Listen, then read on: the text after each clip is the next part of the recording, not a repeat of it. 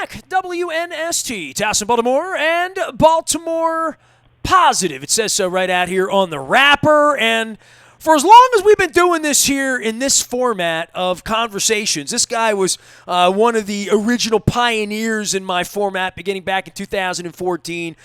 I remember going and visiting with Jim Williams, longtime media insider, Emmy Award winner, producer, all that good stuff. Jim, I came out to visit with you up near the Cross Keys, and I sat with you and said, you know what, man, I think this thing where outrage on the radio and people screaming and calling and fire the coach and bench the quarterback, I'm not really interested in that. I want to have these long-form conversations. And we talked about this thing called podcasting back then. The kids were doing it 6-7 years ago. And, you know, I've taken on a whole different place of this thing. And it's been a couple years since you and I have gotten together.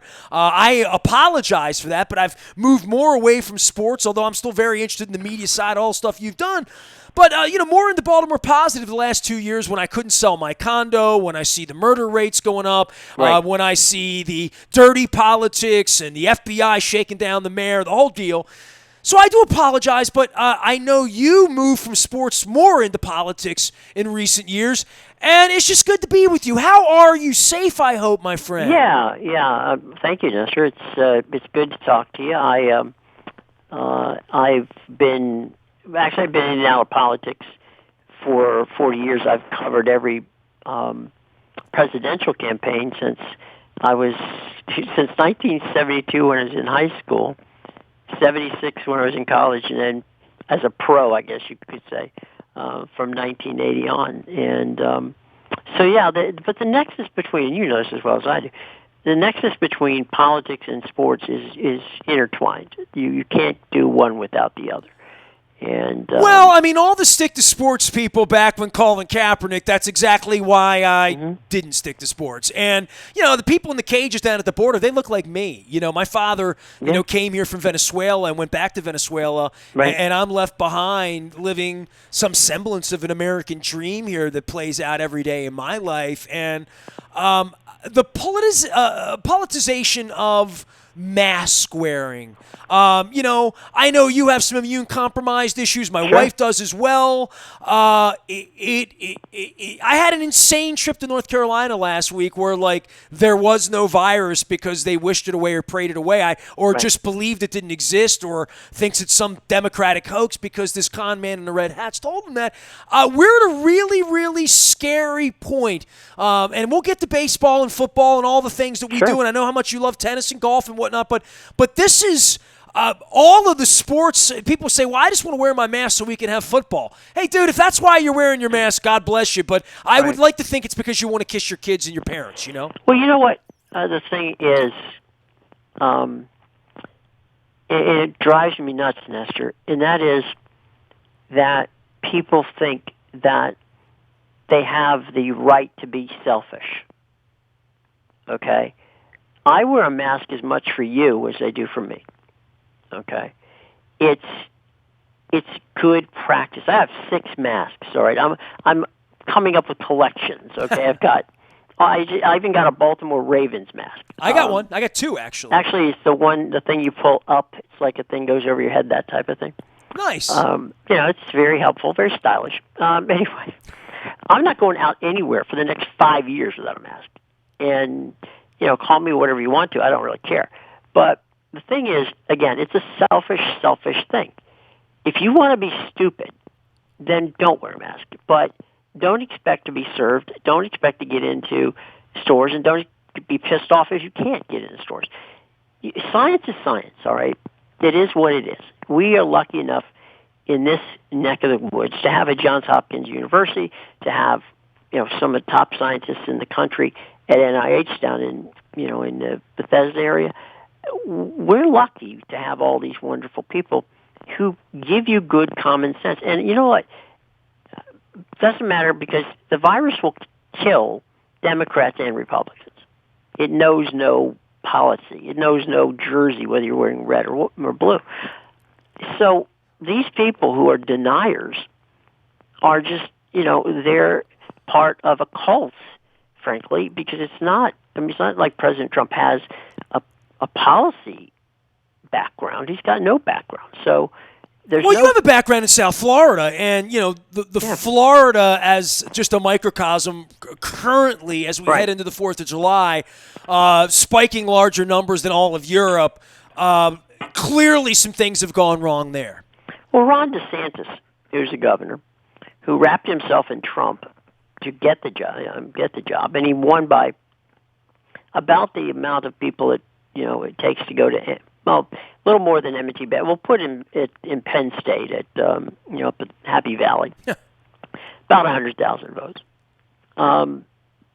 Basically, DeSantis is a Trumpist. The problem is that's not how the state rolls. So he's trying to fit Trump in with this whole routine. With sane people. Right. Now, here's where he caught a break. Right when everybody thought things were going to go south for Florida, he caught a break because if you recall, it was a week before NCAA tournament. Okay? It was, so March Madness was about to start. They had the regional set for Tampa. You had golf was in Florida at that point in time because it's always there for the March swing. You had Major League Baseball, which was there because of the, spring training. You had the NBA and the NHL both in the state of Florida getting ready for the playoffs.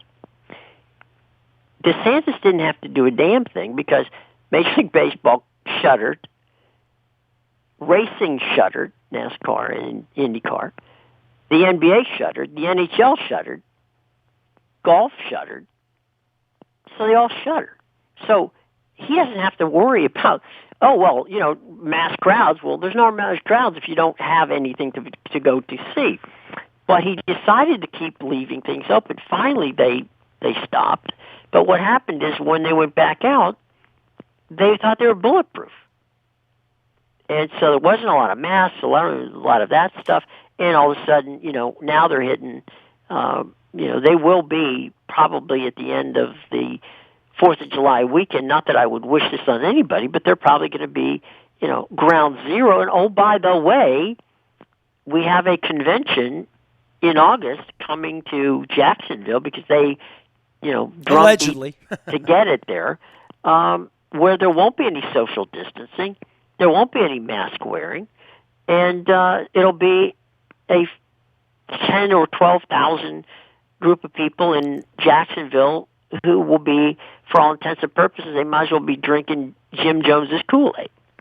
Jim Williams is here. He is no relation to Jim Jones. You can find him at JW Media DC.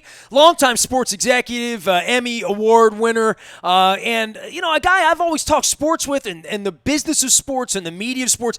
Certainly, the media side of sports is we're finding out just how powerful it is. Right, like putting these games on television is why they're putting thousands of lives at risk on baseball in a couple of weeks, allegedly, football, allegedly, and yet, 37 guys pop positive for COVID at Clemson.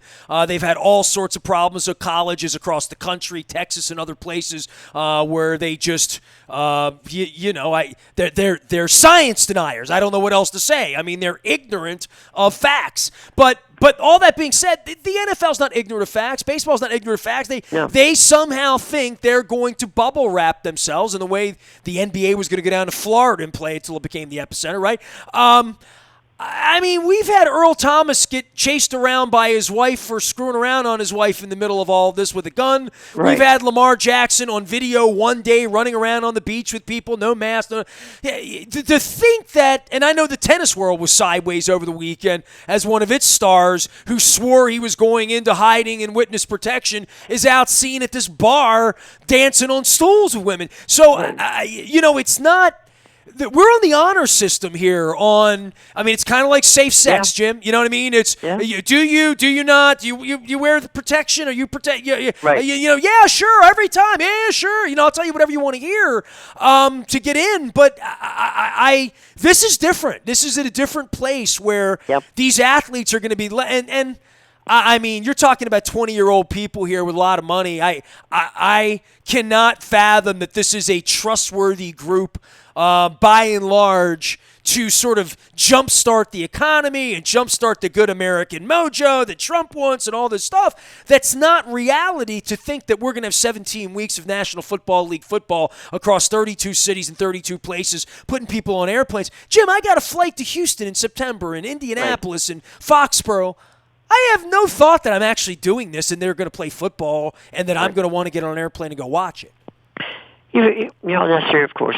As always, you hit on some very good points. And one is that the NBA decided to cloister themselves on the Disney campus because they have three, for all intents and purposes, television studio setup situations where they can actually produce and direct the games that are being played in those three arenas out of Bristol and out of, basically the feeds go, they can do a clean feed. So if you're watching the Wizards and you're watching, the Lakers and the Clippers play, I mean, depending upon if ESPN has the game, then they're doing it from Bristol. If TNT has a game, they're doing it from Atlanta. If you have regional sports coverage, it's all going to be done from the studios in Bethesda. So that was their idea, and they also have heavy security, which is supposed to not allow these NBA players off the Disney campus. So they're trying to control the environment for the entire playoffs. The NHL, which will announce their cities sometime after the 4th of July, sometime in that area. It'll be probably the 8th or 9th, something like that. It's going to likely be Vegas and somewhere in Canada if they can get that all sorted out, either Toronto or Edmonton, because we know now Vancouver's out. So, and it could be Chicago. So they're going to do pods, but they're not going to, I mean, they're in cities. They're not doing this on campus like the folks at Disney. Well, making a made for you're a television producer, Jim. Right. Talk to me about making something in an empty arena. I mean, the South Koreans were putting SpongeBob in the stands. You know what I'm saying? Like I have for 5 years stood pretty firmly, and I informed Kevin Cowherd, much to his chagrin when he did the show last year, that that playing baseball games for no one's a really stupid idea, and no one's ever done it before. But they're about to outdo themselves and do a whole season for nobody, right? Basically, they're doing it for television money. They can't afford not to get it, and if you don't have that revenue source of people coming through the gates, you can't lose your TV money. So they're playing 60 games, which they'll get prorated TV cash, but it's cash that they are going to get, which we'll hopefully see how that works. But the NBA's playing their games, as I said. They're gonna get the reason they wanted to have this kind of play-in tournament was so that all of those teams, can finish out their contracts with their regional cable networks to get their regional cable dollars. All of the broadcasters, including radio and television, will be, as I said before, cloistered away. This is about trying to do something they shouldn't be doing. You talked about college before, right? I've spoken to the SEC, I've spoken to the Big Ten, I've spoken to Larry Scott out at the Pac-12. They have no clue if they're going to play a football game. I mean, you've been to the Big House in Ann Arbor, you've been over to Ohio State.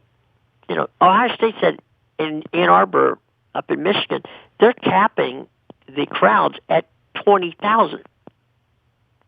Now, that's assuming you find 20,000 people that will want to go into those. Yeah, I mean, I don't know. Like, all of these teams, like, what are the Ravens doing about fans? The games are, 8 weeks from now. Like, right.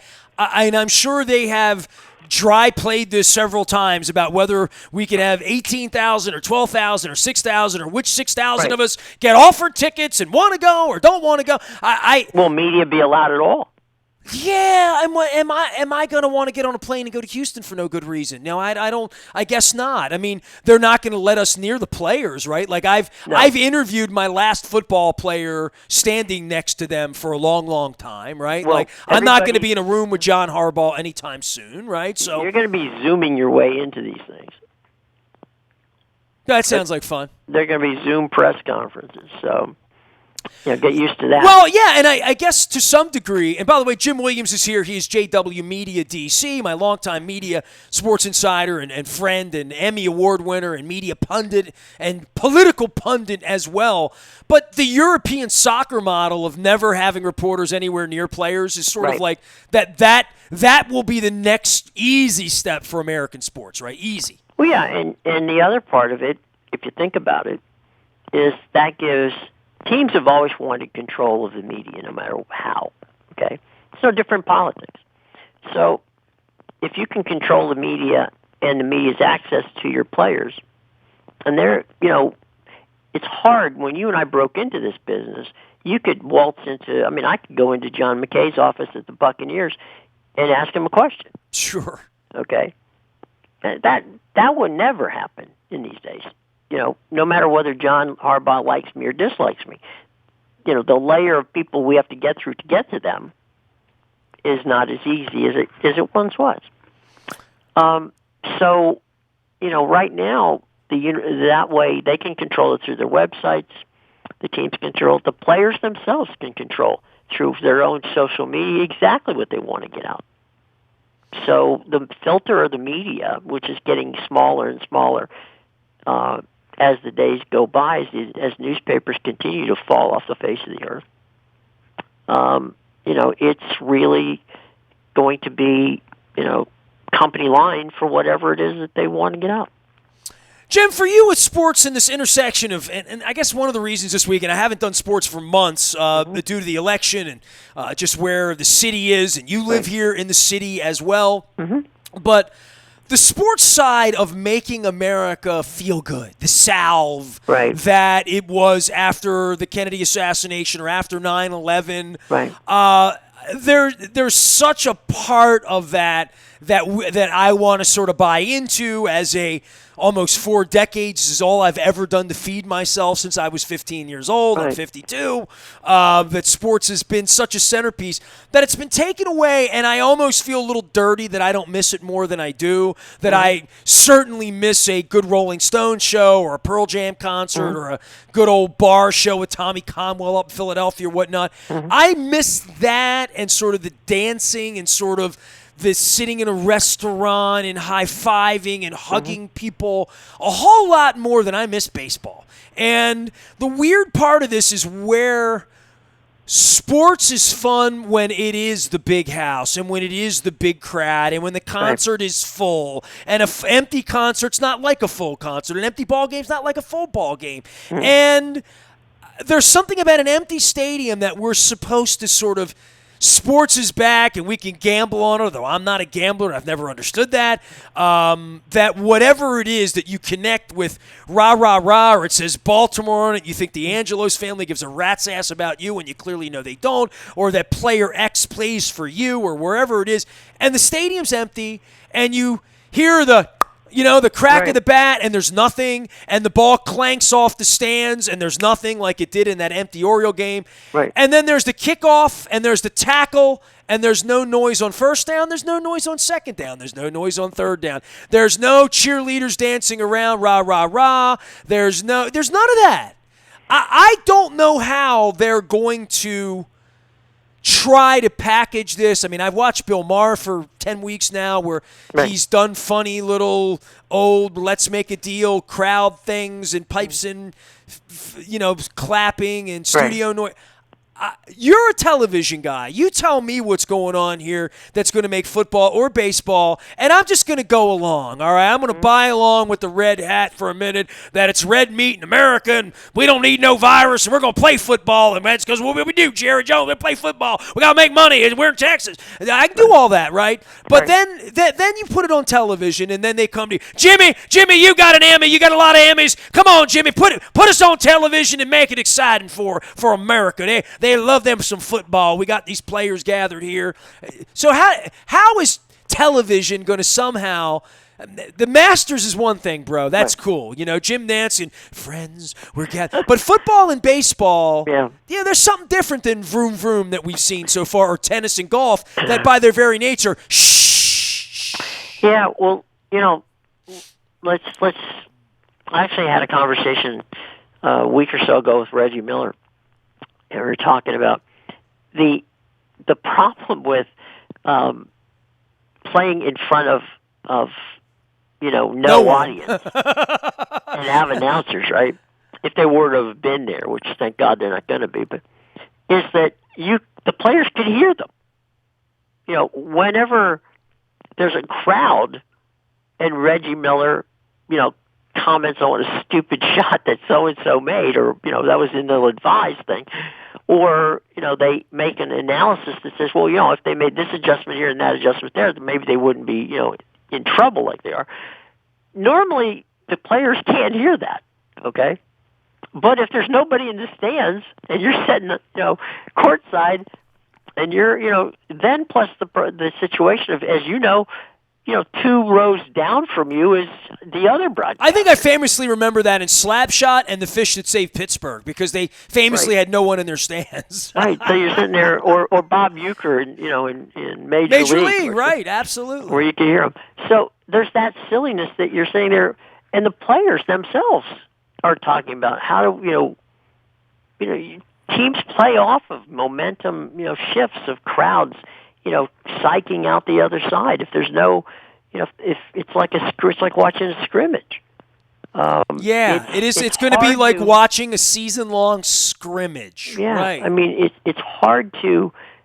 I mean, could you pipe in sound? Yeah, you could, but people know better. They're looking at the stands. There's nobody there. It's like going to a Marlins game. It's hey, I love you got your South Florida talk line in there. I love that. That's beautiful. I was trying to think of, there's nobody up here that at least doesn't attend the games, whether the team wins or loses. But I guess you could say it's like an Orioles game. But at the end of the day, all I can do as a producer or television director is put the pictures on the screen. The announcers can only do what they can do, and try to gin up excitement. But I'm curious to find out how the players get psyched to play. I mean, they draw off of a crowd, and they play off of them pretty well. If there's nothing there, how do you play off of it? And I was watching golf the other day, and Dustin Johnson came up and said, this is the first time in my entire career I've actually had to pay attention to the scoreboard, because whenever, a guy hits a shot ahead of me, I don't know if it went in, didn't go in when he putted, but he says, I got to look around, because it's like me playing golf at a golf course, with nobody on the golf course, just like, we would shoot around the golf, right? So he doesn't know what's going on, because the crowd would respond. If somebody putted, knocked in a 7 or 8 foot putt, to take a birdie, you'd hear, applause and the crowd go crazy. If there's no crowd to go crazy and nobody's applauding, you don't know if you missed the shot, didn't get the shot until you see him walk up and, pick the ball out of the cup. If you can see from where you are on the fairway. So, race car drivers, same way. What part of the problem with them not in the stands is, silly as it may seem, the races in Pocono recently, they were having trouble with the sun shining off the bleachers. Now, normally there'd be people there. Well, in NASCAR, of all things, to be the lead, the lead sport, that really has been something for the South, hasn't it? Well, NASCAR has been surprisingly, the whole thing about the Confederate flag. 10 years ago, NASCAR has been trying to get it for 10 years. If you come up with if you go to Daytona and you have a Confederate flag, they'll trade you out an American flag for it. But, some people just wouldn't do it. So if people think of it as good old boys, very few of these guys now who are driving are from the South. I mean, a lot of them are from the Midwest. A lot of them are from California. They're from all over the country. The fans are from all over. Well, I think what we've learned is there are racists all over the country. I think if there's nothing we've learned here, through this, Jim, Right. I want to let you go, but I want to certainly start to check back a little bit more often, and certainly Sure. in the election season. Tell me what you do. I want to give you a little oxygen to promote all of your interest out there at JW Media DC. You're talking about podcasts. I'm on my 422nd podcast. Nice. Have two of them. One's on entertainment. It's called Stream On, and it talks totally about what's going on in the streaming video business. Plus, we interview some of the top stars of some of your favorite shows on Showtime and HBO and other outlets. Nice. And then the Politically Incorrect podcast, which is where we basically spend our time talking about how a certain president is someone who should not be where they are now. And that's on Apple, right? That's all of them can be found on Apple. In your Apple, anywhere to use the old phrase, anywhere you find podcasts, you can find it. Or if you have Alexa, just ask for it and it'll play it for you. So there you go. And I write politics columns and sports columns for News and Sports Talk Florida, as well as News and Sports Talk Los Angeles. But don't get confused. Jim Williams lives here amongst us here in Baltimore City. I couldn't be happier, by the way. Case Valley, which is a fantastic development company here in the Baltimore area, has just purchased Cross Keys. And so I had Arsh Murmurin on the program last month on Baltimore Positive. You can check that out up there. So and look forward to it, because I think Case Valley is going to bring back what once was a very exciting time at Cross Keys. So I'm very happy to be in Baltimore, and always happy to visit with my buddy Ness. Well, I love the Village Cross Keys as well. So we will continue this on, and we'll come back together in a couple of weeks, figure out if they're going to play baseball and football. You got it, buddy. Stay safe, all right? Stay safe, stay healthy. Wash your hands. Jim Williams, he is JW Media DC, based right here in Baltimore, Maryland. My old pal. It's been about a year and a half since we had Jim on. I apologize for that. I've been drifting, and moving things back here for the 4th of July. Apple pie, hot dogs, watermelon, crab cakes for you, for me, and Taharka ice cream. I'm out of Honey Graham. I got to change that before the 4th of July. Nasty at WNST.net finds me. Facebook, Twitter, LinkedIn, Snapchat, Instagram, and at WNST.net AM 1570. Come local and always Baltimore positive.